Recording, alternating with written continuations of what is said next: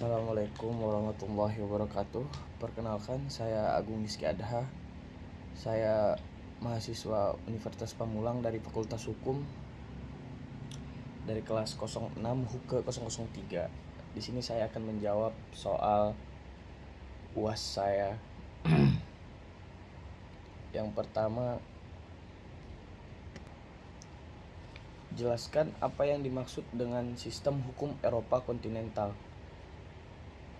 Hukum Eropa kontinental dengan ciri-ciri adanya berbagai ketentuan-ketentuan hukum yang dikodifikasi atau dihimpun secara sistematis yang akan ditafsirkan lebih lanjut oleh hakim.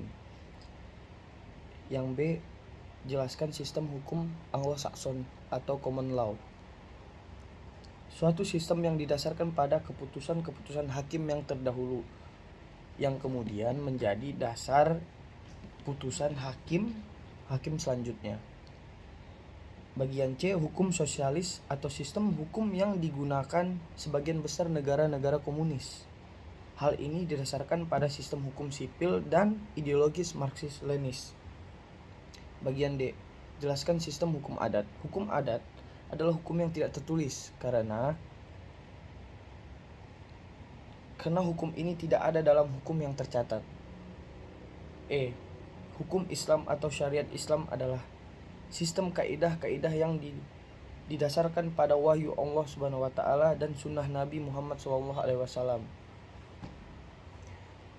Nomor 2, jelaskan mengapa sistem hukum common law dianggap tidak mempunyai kepastian hukum yang tetap. Apakah ruang lingkup pengkajian dari perbandingan hukum tersebut? Saya akan menjelaskan tentang tidak kepastian hukum di common law. Di common law, kelenturan penerapan hukum terjadi karena hakim tidak harus selalu berpegang teguh kepada hukum tertulis, tetapi dapat menggunakan hukum yang berkembang di masyarakat atau hukum kebiasaan. Sebagai bagian dari proses menjatuhkan putusannya, berpegang kepada jurisprudensi hakim, maka terbentuk aturan yang tidaklah harus bergantung eksekutif dan legislatif sebagaimana di Indonesia. Tetapi melalui keputusan dapat dijadikan sumbernya hukum. Jurisprudensinya keputusan itu tidak berdiri sendiri, tetapi dengan mendengarkan rasa keadilan menurut juri. Hakim tetap berpegang kepada ketentuan dan menilai apa yang dilanggarnya, tetapi keputusan salah dan tidak tetap berada di tangan para juri. Sehingga yang terjadi adalah kombinasi hakim dan juri yang berbeda latar belakangnya membuat keputusannya. Hakim tidak lagi menjadi tunggal, menjadikan hitam dan putihnya dalam menjatuhkan putusan di dalam sistem hukum ini.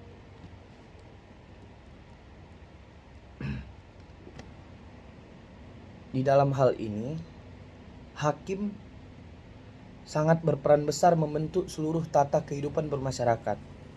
Hakim mempunyai wewenang yang sangat luas untuk dapat menafsirkan peraturan hukum yang berlaku. Hakim ini dapat menjatuhkan putusan sesuai kebiasaan dan melaksanakan asas ini dengan sepenuhnya. Dengan kekuasaan hakim yang luas, maka hakim dapat membentuk hukum baru melalui penafsirannya.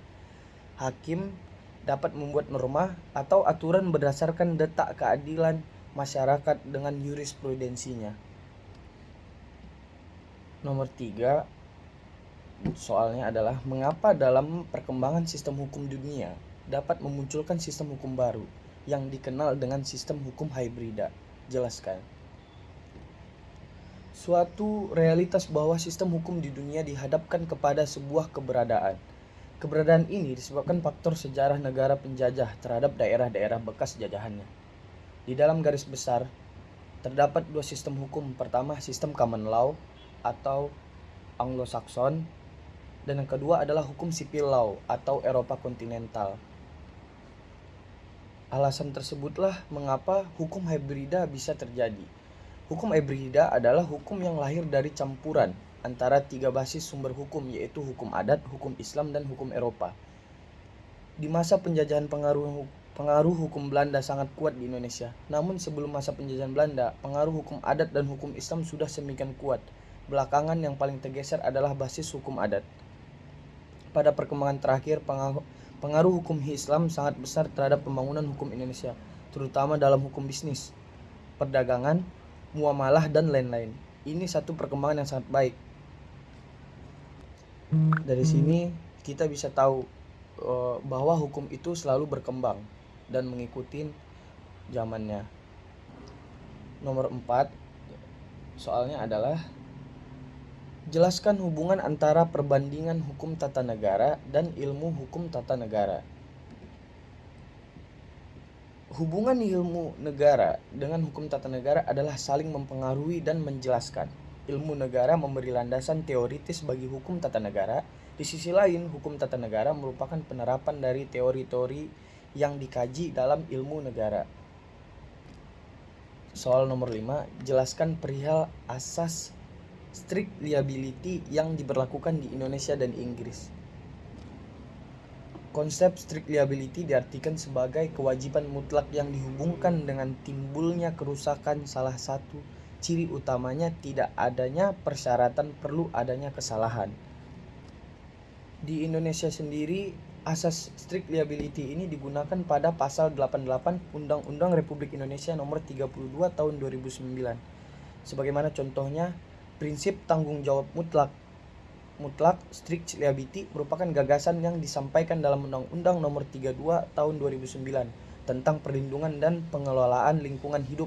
Pasal 88, yaitu setiap orang yang tindakannya atau usahanya dan atau kegiatannya menggunakan B3, menghasilkan dan atau mengelola limbah dan atau